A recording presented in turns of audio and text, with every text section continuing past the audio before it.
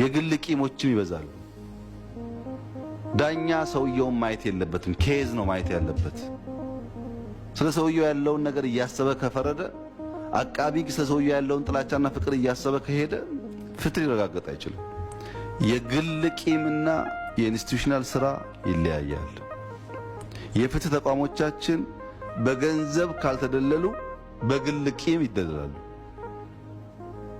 አንድ ዳኛ በደም የሚያስብ ከሆነ፣ አንድ ዳኛ በውቂያ የሚያስብ ከሆነ ገንዘብ ቢቀበልም ባይቀበልም ኮራፕትድ ነው። የእንትናን ኬዝ እንትና ያዘው፣ የእንትናን ኬዝ እንትና ያዘው የሚባልበት ዋናው ምክንያት ፋውንዴሽኑ መሰረቱ ፍትህ አይደለም።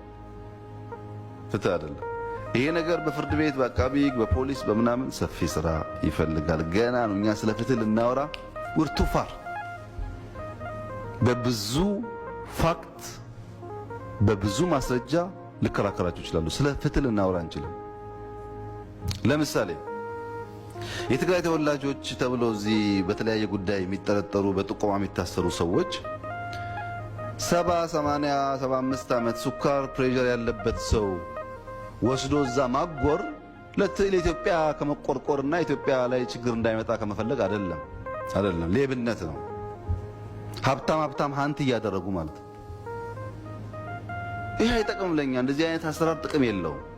ራሴ ተበድያለሁ እያለ ያላዘነ የሚውል ህዝብ በጣም በተጋነነ መንገድ በደል የሚፈጽም ከሆነ ቪሸስ ሰርክል ነው። አንወጣም ከዚህ ጉዳይ ውስጥ